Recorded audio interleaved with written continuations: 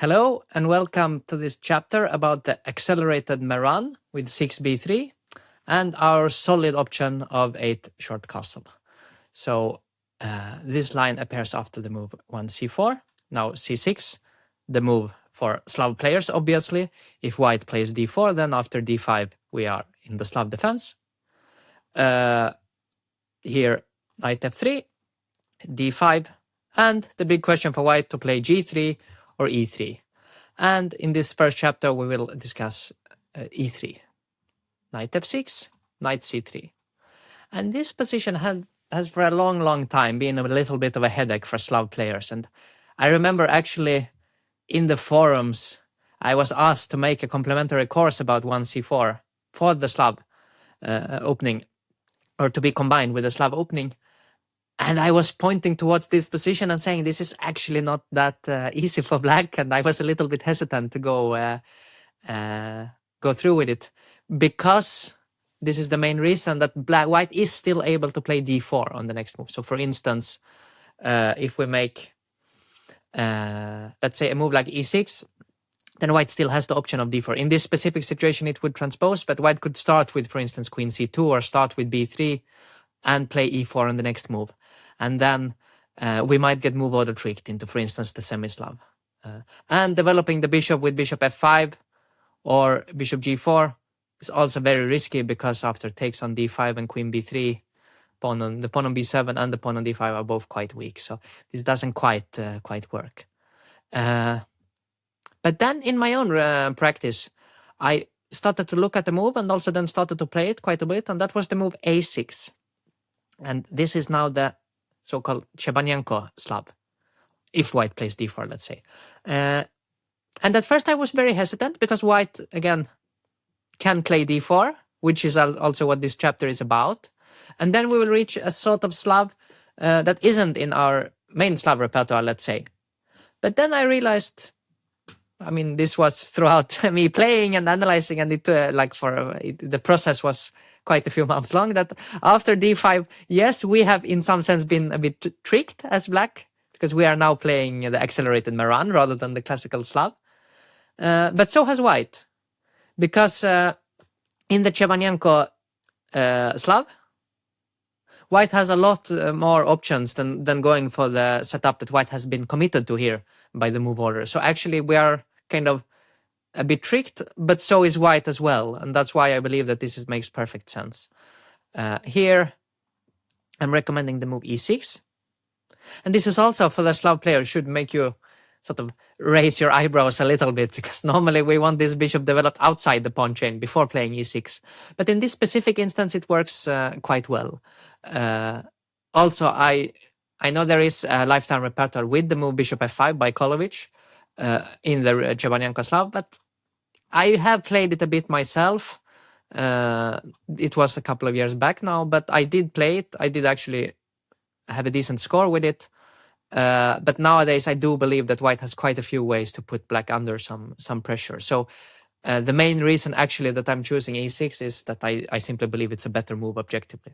So stylistically we are now slightly out of our usual classical Slav patterns, but it's not that dissimilar, and many of the positions will actually still be very relevant. So I believe that this makes perfect sense for us as a repertoire choice.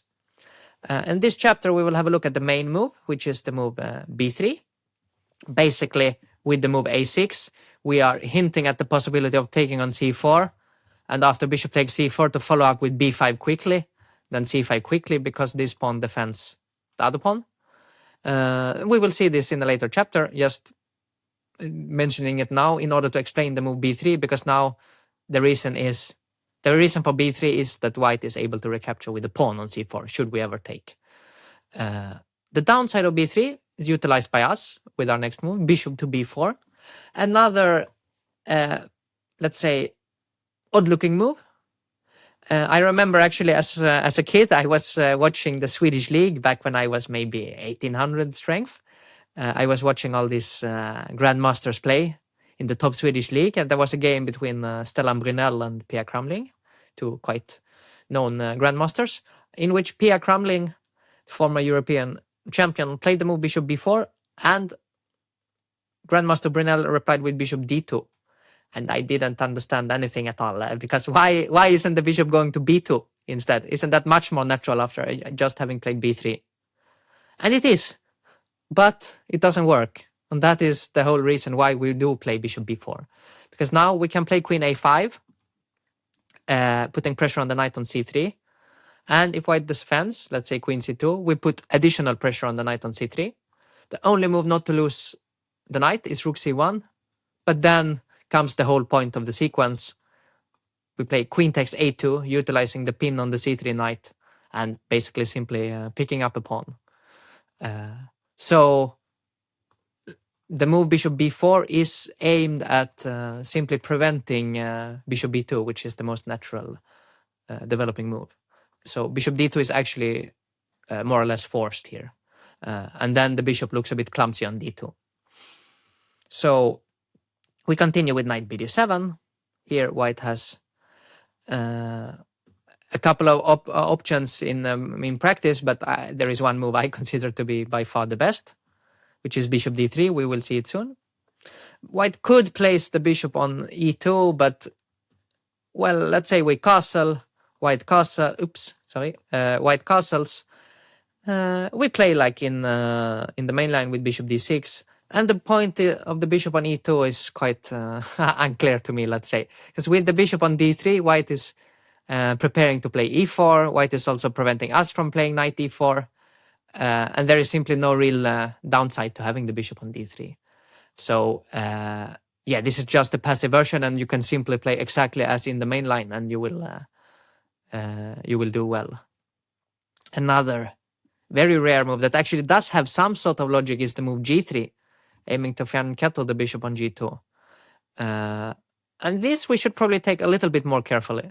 It has, for instance, been played by Alexander Grishuk, who is an excellent theoretician, also a very deep opening researcher. So something to be aware of: short castle, bishop g2. And now I quite like a rather surprising, let's say, strategic idea.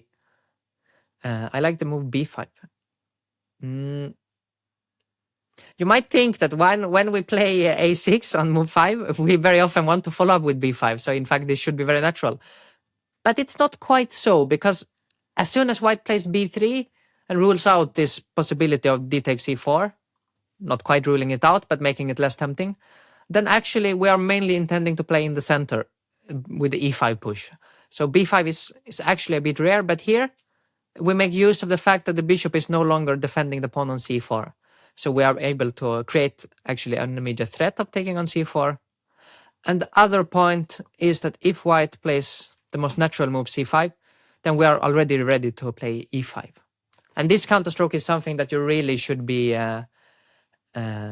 very well familiar with in the accelerated Meran in general. Because as soon as white plays c5, we always have to look for possibilities to push the e-pawn. And the point typically is that if white takes, then after knight g4, both the pawn on e5 and the pawn on c5 is hanging. They are both hanging. And, well, it doesn't actually matter that much which one we pick up. In both cases, we will have a good position. So generally speaking, this works out quite well for black. Another move that can be played in practical play, especially on slightly lower levels, I guess, is the move a3. I mean, once you see it for the first time, it does make some sense. The bishop putting some pressure on b4, so why not force it back? Well, it will be clear from later on in this chapter, because after bishop d6, we are ready to play e5, and in fact, we are playing bishop d6 voluntarily ourselves a couple of moves later. So white has more or less just lost one move with a3 and nothing we need to be aware of. So, therefore, after knight bd7, the best move by far and also overwhelmingly most popular is bishop d3. And in this position, we do have an interesting alternative, which will be the subject of the next chapter. Something that I myself have employed and was very happy to find out about and also to try. But also a bit risky. And therefore I felt as a lifetime repertoire in this concept, I do not believe that we can take too many risks. Like, of course, in our practical games, it's possible, especially if the opponent is not unprepared, if he's not prepared very well. But as a lifetime repertoire to be played over and over again, we also need to complement it with something more solid, I think. And that's what this chapter will be about. So here I'm going to talk about short castle. And here is actually a slightly important choice for white, which does perhaps seem a little surprising. But there is an interesting option of queen c2. And this should actually be treated carefully.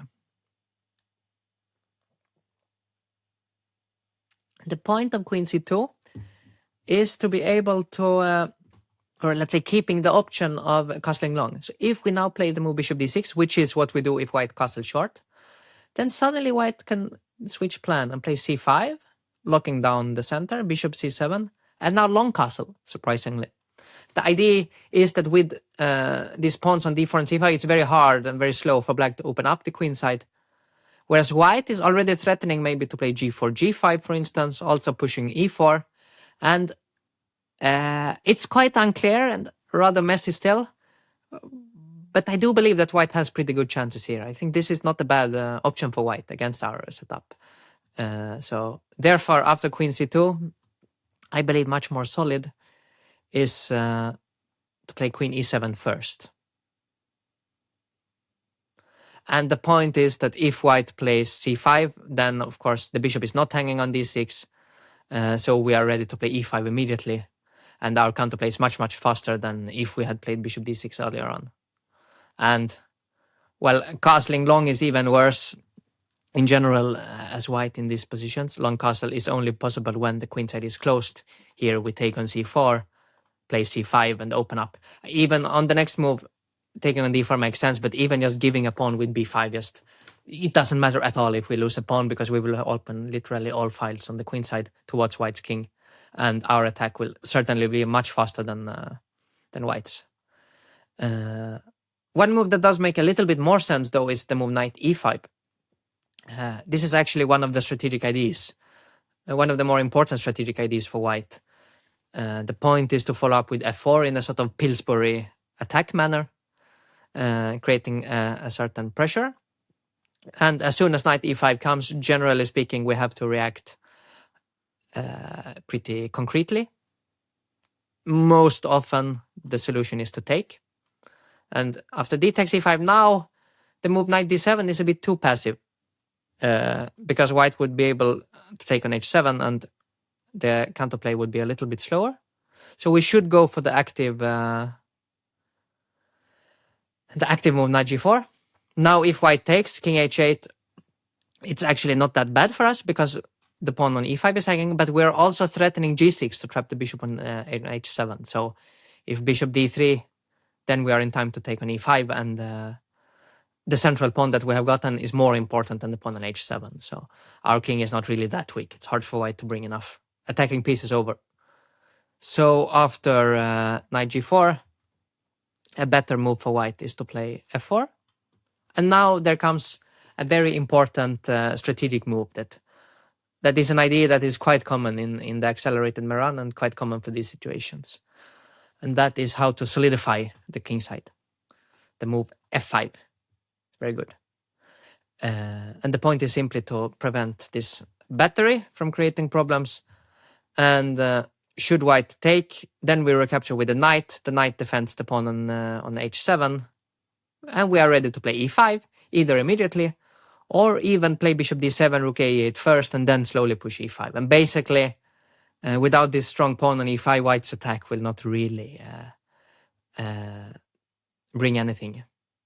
Another sort of important thing to note about this position is the knight on c3 and the bishop on d2, because they are very far away from the central, the key central square on e5. So if we imagine the bishop was on b2, hinting at e5, and the knight instead of f3 was on c3, then it could also come immediately to e5. Whereas now they are both kind of misplaced, which ensures that we will be able to play e5 ourselves later on. So another move just to mention is because there was actually a very, very high-class game here between Veselin Topalov and Magnus Carlsen. And Veselin, he played the move g3 here. And now Carlsen found a very nice way to generate counterplay. He played rook d8. And after h3, the knight did not actually have to retreat, but instead he took on e3. Point is that after bishop takes e3, d4, black wins back the piece, and the ensuing position is just very nice. So the game continued. Bishop d2 takes, lots of trades, and last important move c5, preparing either bishop d7, bishop c6, or b6, bishop b7, in both cases with a very strong bishop on the long diagonal, and a very nice square for the rook on d4. So strategically speaking, black is doing very well here. So after queen e7, the most logical thing for white to do is to castle. But that lets us execute our main strategic idea, which is to play e5. Now it doesn't really matter if white takes with the knight or the pawn first, because anyway they should trade twice. So takes, queen takes e5. And this is a sort of a position that you should be familiar with and should know a bit what's going on. Because here, again, we are very likely to end up with an isolated pawn, or you are very likely to end up with an isolated pawn on d5 if white takes. But it's important to note that there is a lot of counterplay for this pawn. And one of the main reasons why that is so is, again, this bishop on d2 that really would love to be on b2. And also the knight on c3, it's a bit too far away from the king side. So actually, when you look a bit closer, you notice that there is very limited limited amount of defenders on the king side. And that is a serious factor and one of the main ideas for black. Additionally, with both the bishop on d2 and the bishop on d3, white can't really put any sort of realistic pressure on the d5 pawn, which means that it's also less of a weakness. So, but here I had actually this position recently, or a couple of months ago, against world-class player Timur Rajabov in the European Team Championship, and he made a move that is actually pretty common here, and an interesting. Well, actually, it's not that interesting, but it's interesting that it exists. The ensuing positions are not that interesting because he took on d5 with the knight. Interesting tactical sequence, I should say. The point is that the bishop on b4 is hanging, and also that white is having this knight takes f6 intermediate recapture. So bishop takes d2, knight takes f6, and white has won a pawn. So the only move is to take on d5 with the knight first. So defending the bishop on b4. She takes d5, bishop takes d2. Now white has to recapture, otherwise it's a piece down. And with a couple of minor pieces traded, we no longer want the isolated pawn on d5, because without the knight on, let's say without the knight on f6 and also the bishop that came back to d6, like basically yes, with the trades, the d5 pawn would be more of a weakness than a strength. So therefore, you definitely should take. You should take with the queen, which is also what I did. And this structure, those kind of positions that exist here, well, it's still necessary to be a little bit careful. What we should avoid as black here is that white is able to push the pawns forward quickly, e4, f4, maybe later even f5 and e5. That would be sort of the dream scenario for white that we should definitely avoid. But apart from that, there isn't really much to be worried about. You simply develop the bishop to e6. A rook to d8 will make a lot of sense. Perhaps one day, if we dream a bit, a5, a4 is a possibility, for instance. But also just trading things along the d file, and there is really no reason that what the white should have anything unless they get the e and f pawns rolling. But as soon as white pushes the pawns, they also create weaknesses. So not at all easy. Queen c2 is the most common move, and now g6 is the best reply. If you think from a sort of positional sense, then perhaps g6 will be a little bit surprising because we put all of our pawns on the same color of our bishops. But actually, it doesn't matter much because the bishop is anyway very well placed on e6. Still solid, good square. It's not blocked by any of our pawns. And we are getting ready to play rook ad8 and nothing really to complain about. Should white at some point play e4, then we get access to the d4 square.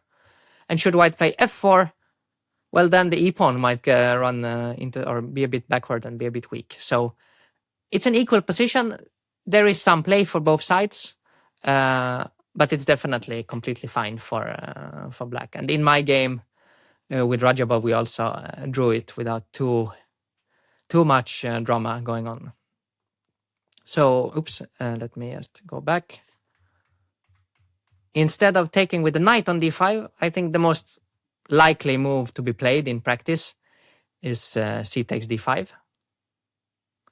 And here we cannot take with the knight because after knight takes d5, we don't have the same tactical trick. So bishop takes d2, knight b6 actually just wins for white. Both the bishop and the rook, they are both hanging. So we have to take back with the pawn on d5. And here we reach this isolated queen's pawn style position that we are so likely to reach in this entire chapter. So it's a good moment to discuss a bit what is going on.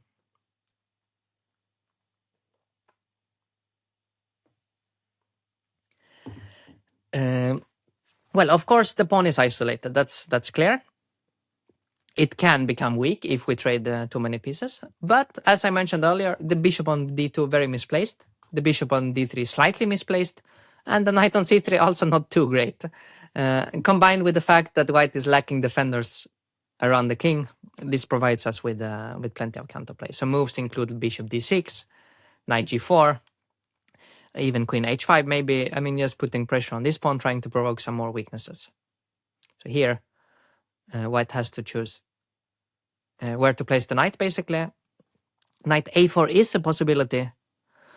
Trying to, I mean, it looks active and nice because it threatens knight b6, but in my opinion, it's very risky to bring the knight so far away from the king side. And indeed, after bishop takes d2, queen takes d2, we can already play knight g4, threatening mating 1, and g3 is not, I mean, it's really not something that white would like to play. The most normal defense for white in such a position is to play f4.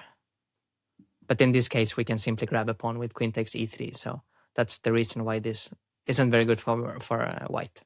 Instead, after g3, there are a couple of different ways, but I like to move queen f6 because it's a multi-purpose move. It prevents knight b6. And also it prepares queen h6, trying to, well, not exactly give mate perhaps, but provoke even further weaknesses, after which the white king will be very weak for a long time. So for instance, f3, knight e5, attacking f3, and after king g2, we can calmly finish development. And, well, it's not that the weaknesses are that great for white with the g3, f3, e3, but they are a bit annoying. And the other very important factor is that this knight on a4 is so out of place. If we put it on d4, then, well, then black would have much less counterplay. Probably white would be completely fine, at least. Still, I wouldn't say better, but at least fine. But with the knight on a4, black is definitely the one pushing here. So instead, after c takes d5, a better move for white is knight e2, trying to bring the knight to the defense. Which also means that if we play in a similar way, then the knight can block on f4 or g3. So therefore, we should now keep the bishop. It's simply an additional attacker. It was only because of this concrete reason of knight g4 that we traded in the last line. So here, knight g3 is by far the most common move. And here we should actually be a little bit precise, let's say.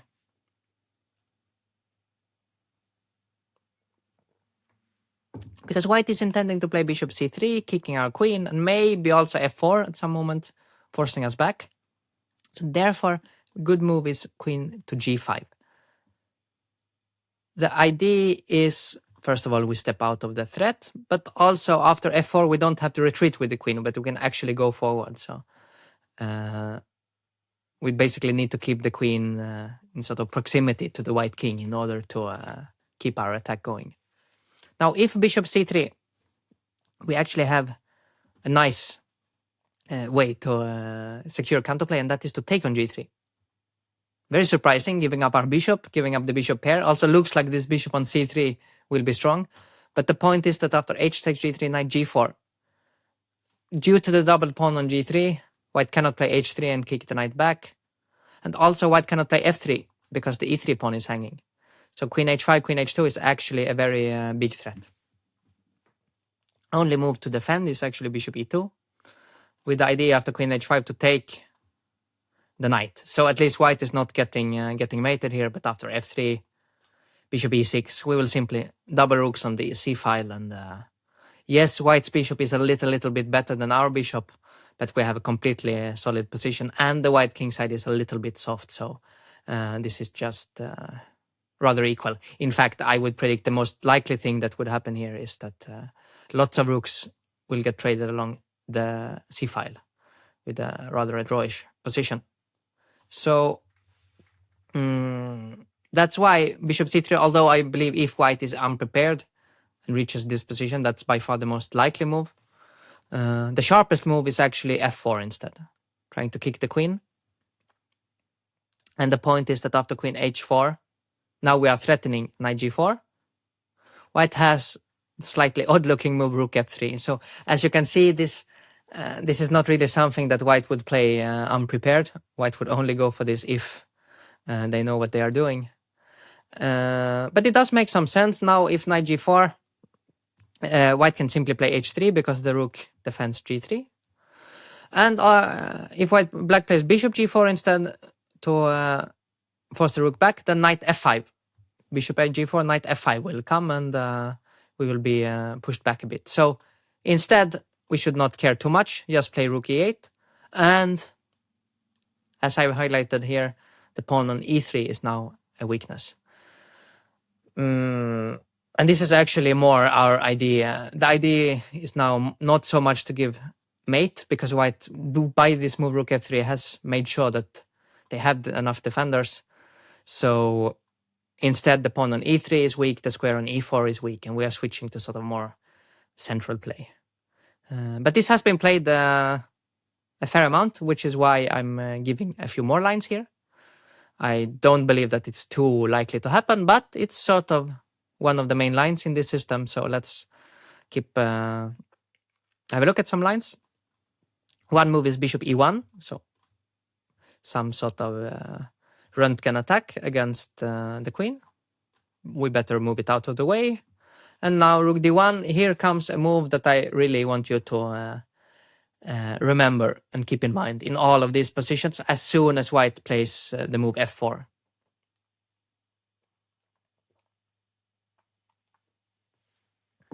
And that is actually the move bishop to b8. Might look surprising at first, but it's all about this pawn on e3 again. The bishop wants to go to a7, after which there is pressure. Later on, we play bishop d7, rook c8, opposing on the c file. And once we are aware of this maneuver, bishop b8 to a7, we are doing completely fine. So, but a very important idea that you should remember, bishop b8. So, bishop c3 looks more active than bishop e1, perhaps, but it does allow us some concrete action. Knight g4, hitting the pawn on e3, which is now weak because the bishop moved. Also the pawn on h2, so the only move to defend is knight f1. And then we make use of the fact that the bishop is on c3, blocking the queen by playing bishop to c5. So, of course, this is not possible with the bishop back on d2, because then the queen is attacking the bishop.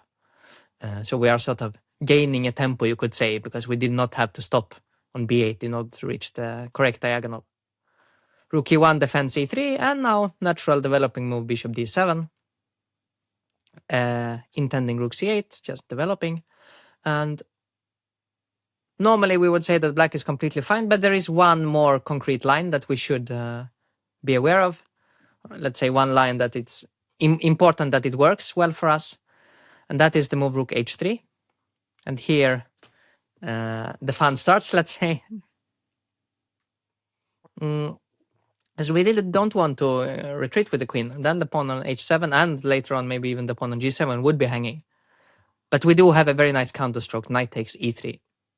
It's strictly the only move, but it also works out very nicely. And again, in a practical game, for white to allow this would also be very strange.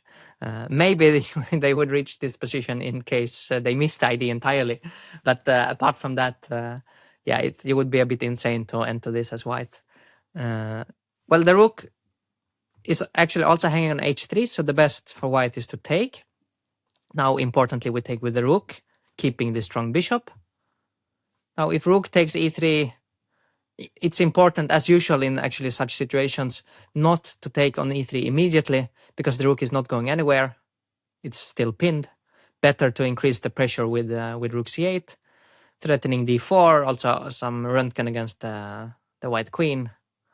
Let's say queen d2, stepping out of the file, then queen takes f4. Next we can take the rook in case white moves the king, and we will have two pawns and the rook on an open board against two minor pieces, so definitely no complaints there. Instead, knight takes e3 is probably more critical or more solid in some sense for white. Rook e8, inviting the last friend to the party, so to speak. The point here in general, sort of a higher point, is that at some point later we will be able to play d4, for instance, queen f2, then simply trade and play d4 with an equal position. Let's say bishop d2, we simply take. Now, perhaps taking is a little bit unnecessary because the white king can enter the game quickly, but just moving the bishop to a3, making sure that white won't win the c file, and it's just completely equal. Basically, of course, very drawish. So instead, after rook e8, queen c1 is another option that forces us to find a beautiful solution in order for everything to work as black. The next move, very nice, but also very important, because otherwise black's simply lost. The move is queen takes e1. And the point is, after queen takes e1, rook takes e3. We are threatening the queen, but we're also threatening a discovered attack against the king. So the only move is queen f2. And now the final nice detail is the move bishop to f5. So putting pressure on the bishop, and if white takes, then rook takes c3. Black is winning because of the pin. So the only move for white, or the best move for white to defend, is bishop d2. But then a small tactical trick, rook e1 check, takes, bishop takes d3. All of these tactical lines have ended, and we have reached an ending at pawn up, actually, but with opposite colored bishops, it's still very, very drawish. So lots of tactics, but I should just note that white had to play at least as well as we did, and we will know the line. So definitely nothing to be concerned about. It's not like we are the one having to play only moves to survive. In fact, white is most probably the one having to do that. So let's go back all the way to this move, queen c2. So against queen c2, very important to not play automatically with bishop d6, but start queen e7. But the main move for white is short castle, and this is where we have to make a choice. And I believe that the choice, or my suggestion as the choice is bishop d6. Actually, my game with Radjabov that I mentioned earlier, it was started with a short castle by white, and I played queen e7, and he played queen c2, and that's how we got the previous line. But after queen e7, white has a lot of other very interesting options, and I do believe that it's a little bit less solid for black. So instead, I recommend the move bishop d6. So voluntarily retreating the bishop might look a little bit strange, but the point is that we simply want to push e5 no matter what. We want to reach position similar to the previous line. But by playing bishop d6, we make sure that white has no good way of preventing it. So for instance, if we instead started with queen e7, a move like knight e5 is possible, after which it will be very hard to push e5. So that's why bishop d6 is, I think in some sense it's an easier move practically, because the plans are even clearer. We just want to play e5 against basically anything and reach this isolated pawn position in which we have this typical counterplay. But the first thing that you should ask yourself after playing bishop d6, or the first thing that should come to mind, let's say, in this position, is what happens if white plays e4? Because with the bishop on b4, of course, we would take and take, but here we don't have that option. So it's very important that we have a good solution here. And the solution is to take on c4. Now, if bishop takes c4, well, it's the move that is most usual in the sort of normal Meran, anti-Meran, but here this pawn on b3 doesn't really make any sense. In fact, it would be even better on b2. And also this pawn bishop on d2 is entirely pointless. So I don't really think that that this makes too much sense for white. So for instance, e5, bishop e3, we can play b5, kicking the bishop, and after bishop e2, bishop b7. We do have a position that is very, very reminiscent of a normal Meran, which is not really in our repertoire, to be honest. But on the other hand, our version is excellent because white used two moves to put the bishop on e3, and also this move b3 is completely pointless. So yes, it's slightly perhaps outside the scope of the repertoire, but on the other hand, it's a great position and it's not difficult to play. Because after queen e7, rook a d8, we are ready to either push c5 immediately or first take on d4, and I mean, it's just easy to play, and yeah, nothing to worry about at all. So instead of bishop takes c4, white's best move or most critical move for sure is to play b takes c4. Also, it's very logical after having played b3 to recapture towards the center. So, and here our next move is also very, very important strategically. Without the next move, nothing what we have done so far would make any sense. So the move is e5. So getting counterplay in the center.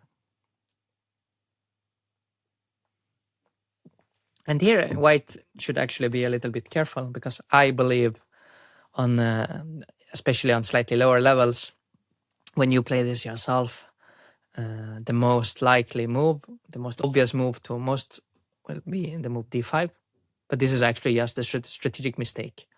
And the reason is not more difficult than that white keeps up the square on c5. So sometimes chess is also simple. So we simply play knight c5, and the point is, yes, white will have some sort of almost protected passed pawn on d5, but the knight on c5 is so strong, and the control over the dark squares in general is so good. And next we play bishop g4, as the arrows indicate queen e7, bring the rook to d8 and c8. White has absolutely no pawn breaks whatsoever. Later on, maybe we take on d5 one day to open up for the c file, but also just sort of sitting on the squares will be very pleasant for us. So yeah, here you should definitely be very happy. It's, I would say, almost a bit of a strategic trap we are setting up here. So the best move for white is to play not d5, but to play c5. This is already quite advanced. Bishop c7. And now white, again, should be a bit careful, because if they are not, then these two pawns might turn out to be very, very weak. So the best move for white is to play knight a4 with a twofold idea. One is to defend the pawn on c5, but also once we take on d4, then the knight is no longer hanging on c3. So a bit of a prophylactic move. But we do take. And here, again, white should be very careful. This actually, it all looks very strange for white, I have to say. and probably you will think so too. But to be honest, it was sort of the main line in the accelerated Meran. So if we think back to, let's say, 15 years ago, or when I started to study openings a bit more seriously, the main champion of the accelerated Meran as black was the Russian player Rublevsky.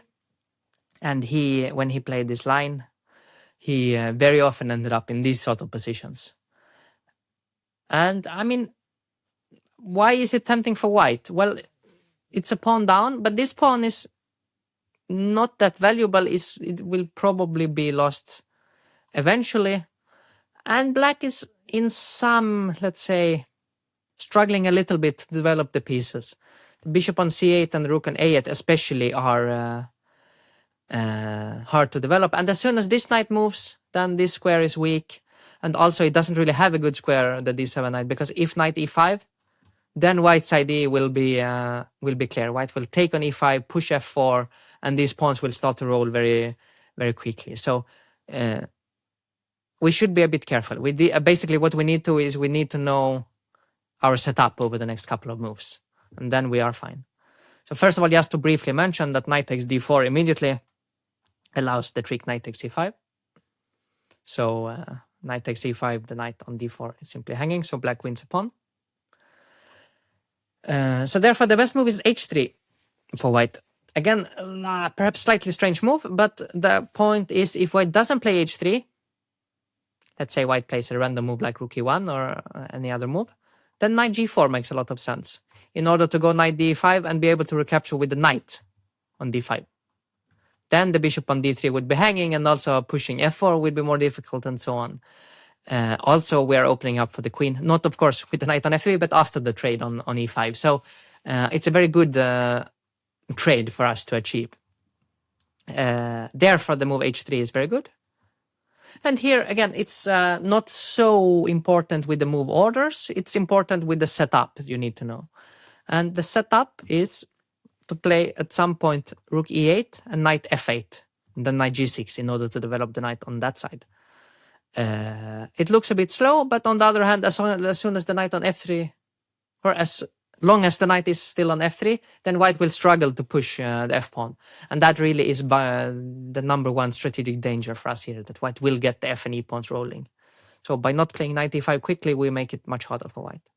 I actually recommend starting with h6 first, just taking some more control over the squares. Now, for instance, knight h5 is also possible to cement control over the f4 square without bishop g5 being an option.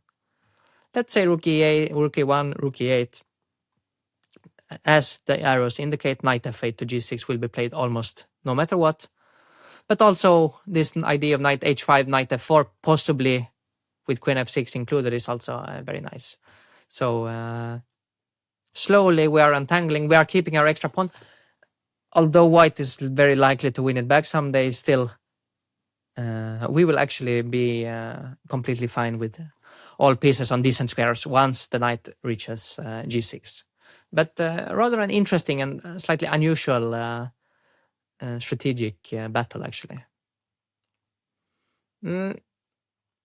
Another move here, a calmer move, is the move rook c1. Not really committing to anything. And it was played, actually, the move in itself is nothing special, to be honest. But the reason I included is what it is played by none other than Boris Gelfand in his World Championship match against Vishy Anand. So that's just another thing that I didn't mention before, but one of the great champions of this system. Well, Rublevsky, probably the strongest grandmaster who played it for a very, very long time. But on absolute top level, it was Viswanathan Anand who played it in his World Championship match against Boris Gelfand. So he actually defended his accelerated Meran in every black game, or almost every black game. Sorry, not every, but most of the black games. He played numerous games in the accelerated Meran with decent results. And in one of the games, Gelfand played rook c1. So it's nothing. The move in itself nothing special, but it's interesting to just include it sort of for historical reasons. But we simply execute our typical plan. That's again one of the reasons I like this system quite a lot for black. The number of necessary plans to be familiar with is not that much. I mean, we simply play e5 whenever we are allowed. C takes d5, C takes d5 is the natural follow-up. Here, Gelfand actually played e4 against Anand. Might look funny with this central tension, but it's a typical idea in these lines. We will see it also later. Usually, black takes somewhere, and in this course, in general, most often I have recommended d takes e4 because it's the simplest. Remember, in general, this is supposed to be the solid and simple chapter. The next chapter is the more strategically complicated and more risky double-edged one. So we are going for the simplest options here. Takes on e4. Now, e takes d4 would be perfectly fine, but knight f6 is what I give, or also what Anand played in the match. So d takes e5, knight takes e4, e takes d6. Very typical, all of this. Queen takes d6. And the position is rather symmetrical. The game actually was a quick draw within not many moves at all, but just a small touch.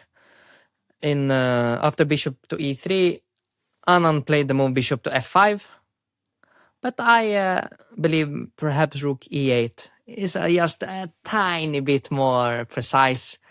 We keep the option of developing the bishop perhaps to g4, even to e6, or also to f5 like Anand did, depending on circumstances. And also, if there is a trade on d6, we could use the f5 square for the knight instead of the bishop. So, yeah. I mean, it's all not too exciting, frankly. Black is completely fine. It's just an equal position. But rook e8 probably a slightly more precise move than what Anand did in the match against Gelfand. A more normal continuation, I would say, is to take on e5. Also, I would guess that this is what you will face most often. Knight takes e5, knight takes e5, bishop takes e5. So we have discussed this structure already in this chapter. Here, the queen is not on c2, which was a little bit misplaced in the previous line. Basically, white will try to play in similar fashion. And the one thing that we should keep in mind is that as soon as white plays knight e2, intending to trade bishops with bishop c3, we should look for ways, or we should look for the move knight e4 and see if it works. Because, well, now if bishop c3, we can take it with knight, so we keep our nice strong bishop on e5. And if white takes on e4, then we no longer have an isolated pawn, and we also have the bishop pair, so we are generally doing quite fine. h3 is more precise and more common.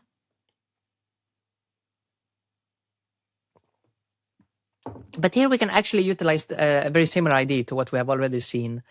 And the next move is, again, very important for you to be aware of. And definitely remember this idea and never forget it, because it's one of the most important in this accelerated Meran.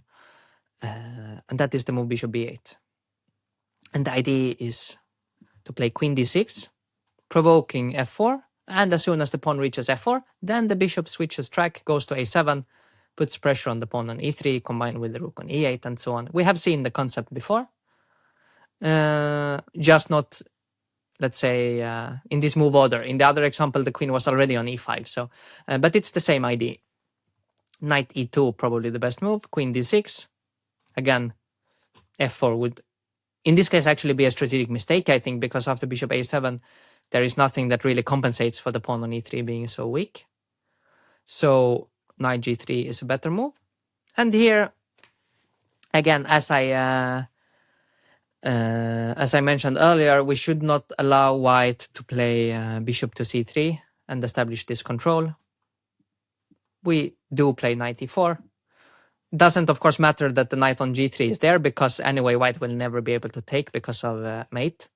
So white should take with the bishop. But then after d takes e4, the position is quite fine. I'm indicating one plan with arrows, queen g6, bishop takes g3, very, very solid way, after which black can never really be worse. So nothing too much to worry about. But I think the move rook c1 or any similar move to that is quite likely to happen in a practical game. So another move is rook e1. This is also, it looks very similar, it's all very subtle, but it's a little bit different to rook c1. And the difference comes after if we play e5 anyway.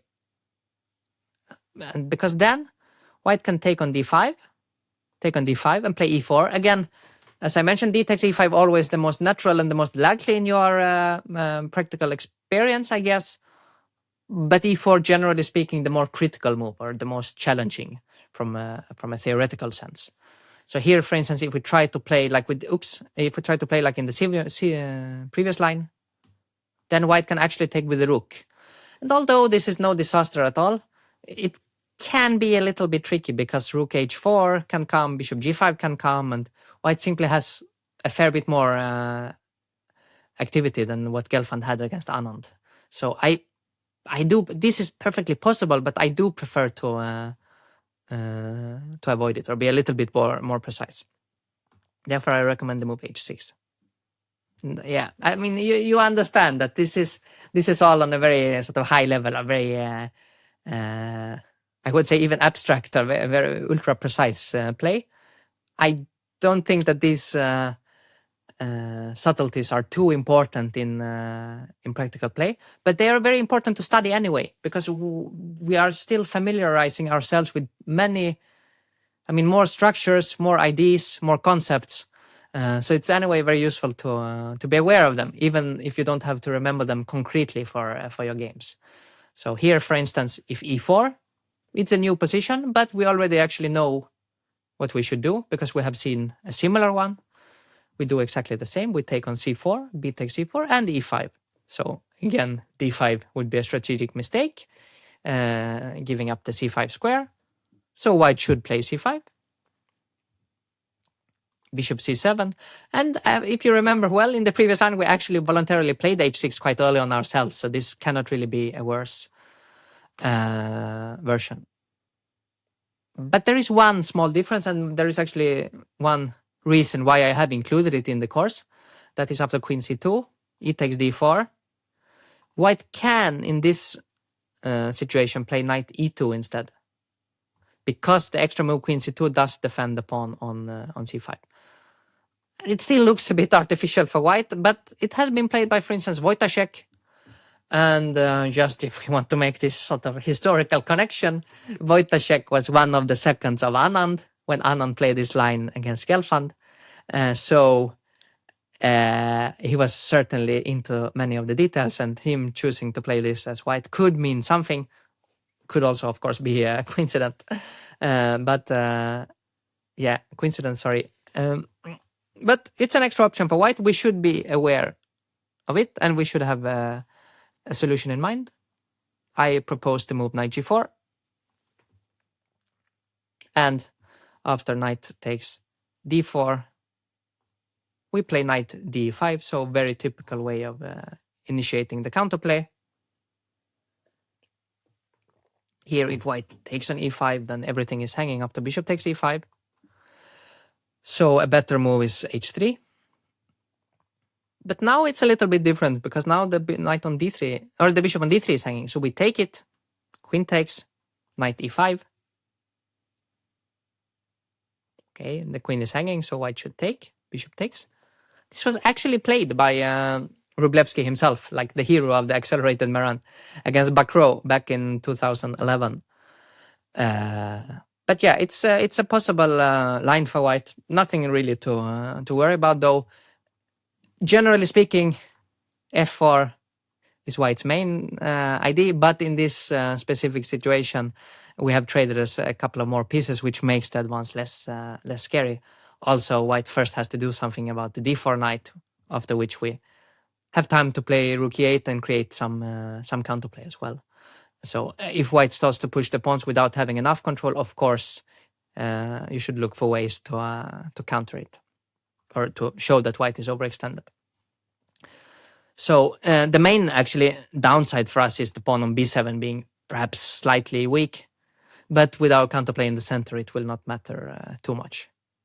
But it's an unusual but possible way for white to play with this move, this extra possibility of knight e2 here. But the most common thing that white has done in practical play is actually the move h3. Another small waiting move. But now, I mean, h3 is useful for white in many of these positions anyway, as we have seen numerous times. But now we have we can play e5 in a slightly better version with h6, h3 included. So c takes d5, c takes d5. Okay, taking on e5, this will be very similar to what we have already seen. Takes, bishop takes e5. I mean, white has got an h3, which is useful. We have got an h6, which is in this structure not so useful probably. But on the other hand, this move rook e1 is quite pointless. White anyway will need to play rook c1 as we saw earlier. So it's a bit of a trade-off, but all in all, very, very similar to what we have seen. Instead, e4 is the most interesting move because that is what bothered us without the h-pawns included in the game. Take on e4, knight takes e4, knight takes e4. Well, here white can still change track and play bishop takes e4, sort of following in Gelfand's footsteps a bit. But then after e takes d4, knight takes d4, knight f6, our position is very, very solid. The only thing is after bishop f3, we do have this issue of the b7 pawn, so we should find a way to liberate our position. And one such way, which is a bit funny looking, I have to admit, but actually works really well, is bishop c5. So trying to force the white knight away. And if white defends it, then we continue the little dance with bishop b4, hitting the rook. And once the rook moves, finally, we can show our ID, and that is that we have removed the bishop from d6 with the help of with tempo. So we are immediately able to play knight d5, trading up one of the bishops. And once we trade off the bishops, then we can even allow ourselves passive moves like rook b8 to defend b7, because with the bishop pair, we cannot really be worse, I think. So a funny little dance, but yeah, typical way of solving these small issues that we might have in the line. So the more interesting question is rook takes e4. What is now the difference? And the difference is that here f5 works very well. We are, of course, intending to play e4, forking white. So white should step out of the way with bishop c4, king h8, rook h4. And the funny thing here, it might sound insane, but after the move bishop to e7, if the pawn was back on h7 and h2, then white would be able to bring the rook back with rook h3. And it still looks quite strange for white, but in fact that would lead to a very strong attack, because white would have knight g5 later on, then the queen coming to h5, and suddenly the black king would actually be in grave danger, surprisingly. But here there is no square on h3, which means that the rook is out of place on h4, and that means that we are doing very well. So rook h5, queen e8, and yeah, the rook is hanging. White can try to take on e5, but well, we are a pawn down, but after the move queen to g6, the biggest factor in the position, or by far the main thing, is that the rook on h5 is simply stuck. And with a couple of knights traded off, with the queen on g6 already defending, white has no attack, which means that the rook on h5 is simply a huge problem. So very deep, very subtle, but a typical detail for these kind of positions. And one more typical subtle detail is the move h3, but this doesn't matter much. We can play e5 anyway. And here, c takes d5, c takes d5. The move e4 is not really dangerous without the rook being able to recapture.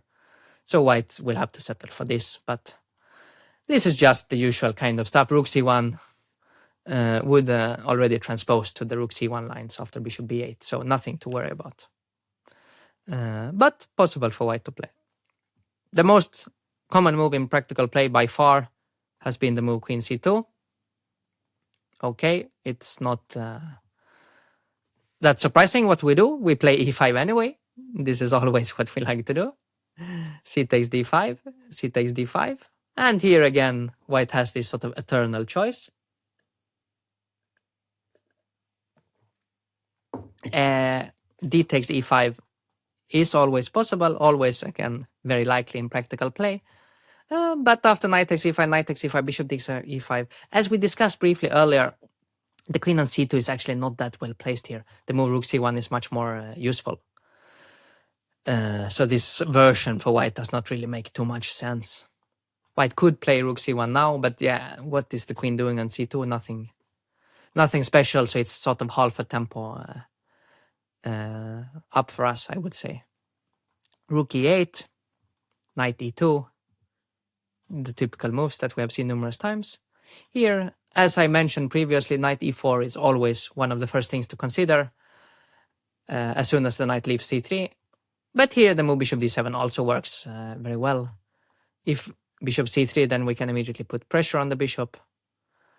And if white plays h3, avoiding some bishop takes h2 sacrifices that could also be possible, then rook c8, queen b1, and finally we do play this move knight e4, preventing bishop c3.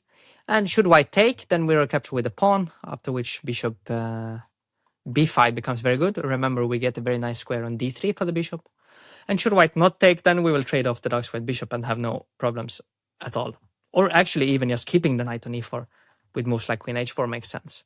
So many options and nothing to worry about. Just remember the general idea of always looking for the best moment for knight e4 as soon as the knight on c3 leaves.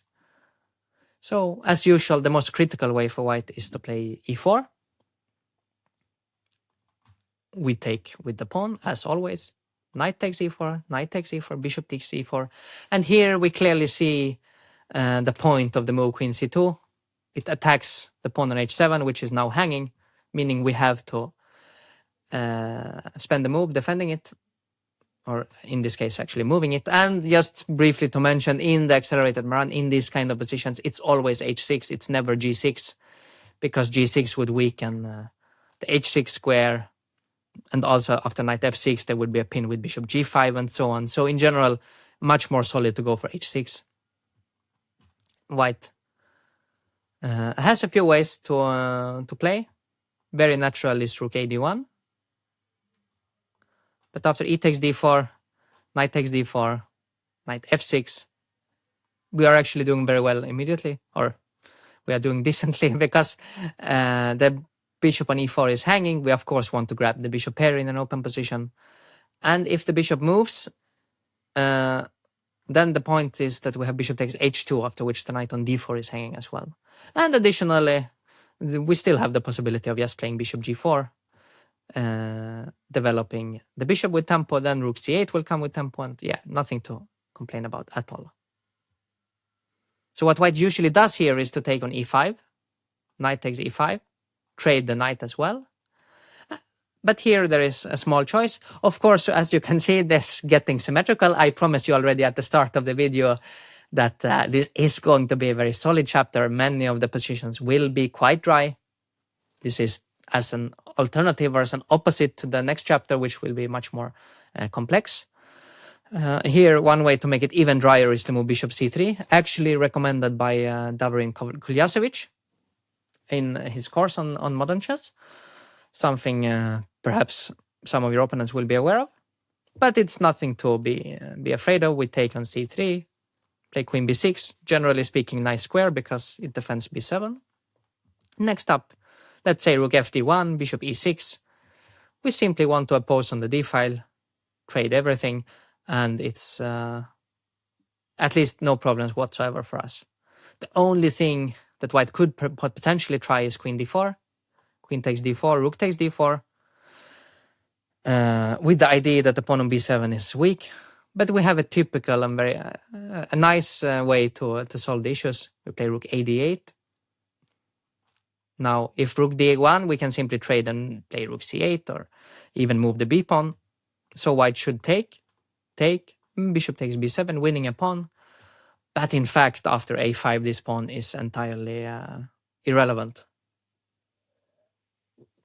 The reason is that on the next move we play rook d2. Remember, white cannot activate their own rook because of the back rank, so white is not in time. So we get the rook to d2, after which the pawn on a2 and the pawn on b3, they are always hanging, and as soon as white tries to bring out the rook, you can simply take on a2 and liquidate everything. So basically white will never be able to get rid of the rook on d2, meaning that it's just more or less a draw, or it's just equal basically. So just to mention, if for some reason you don't feel comfortable with that, I mean, also just playing rook b8, then maybe rook c8 next, slowly bring the king, even maybe rook e8 and bring the king is perfectly fine as well. I just like the most active move on general grounds. So bishop c3, nothing really to worry about. Rook a d1 was played in a recent game between two strong grandmasters, Miranda and Gumulash. And here, well, I have mentioned previously that it is quite drawish with correct play. It's the board is getting liquidated.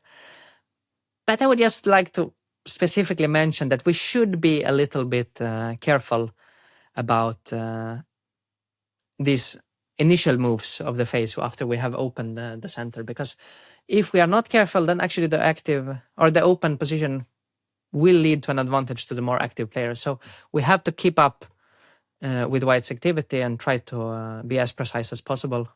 In this situation, a very typical way to do that would be bishop g4, hitting the rook on d1, developing with tempo, trying to get another tempo with rook c8 next. And if bishop b4, then, well, we can simply trade and it will all get liquidated. Queen c8 takes, king takes f8. And I believe this is quite a fitting end to this chapter, because I have promised numerous times it's going to be solid, and what can be more solid than this? This is very, very solid and very, very equal, and I think highly drawish. But as a solid option as black, we should not really complain. So yeah, this was the last position of the chapter. Just to briefly recapitulate, we do generally go for the e5 break. That is the whole purpose of our setup. And after c takes d5, c takes d5, white does have this option of, or this choice.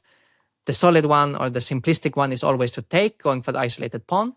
But then, generally speaking, our idea is to play bishop b8, queen d6. And as soon as the f-pawn moves, we switch the bishop to a7. And as soon as this knight moves, then always look for ways to counter with knight e4, not allowing bishop c3. And if white plays e4 without trading first, then generally speaking, we trade everything in the center. In this case, we had to play h6. In other cases, we could play knight f6 immediately. In both cases, the center gets traded, and it's very equal. And finally, one more thing that I think is very important to mention: if white tries to play e4 without anything, then this strategic solution of taking on c4 and playing e5, fighting for the dark squares, is very important to remember. That concludes the theoretical lines of the chapter. And just to remind you about the key points, the bullet points of the chapter, we do play bishop d6 here in order to play the move e6, e5, breaking in the center and getting space. And if white were to play e4, then remember this typical idea to take on c4, and after b takes c4, we do play e5. And our aim here is to provoke the move d5 or d takes e5. In both cases, we are winning control over the dark squares in the center, and will get, for instance, an excellent knight on c5. So white has more pawns in the center, but we get excellent counterplay on the dark squares. And if white were to play, for instance, queen c2, we did play e5, c takes d5, c takes d5. Now, if white takes d takes e5, knight takes e5, knight takes e5, bishop takes e5, we get this structure that can arise in, or does indeed arise in most of the lines, or many of the lines. And basically, remember just the key ideas to get counterplay. We want to attack on the king side, perhaps play bishop b8, queen d6, creating this battery towards h2. Should white ever push the f-pawn, then our bishop switches to the other diagonal.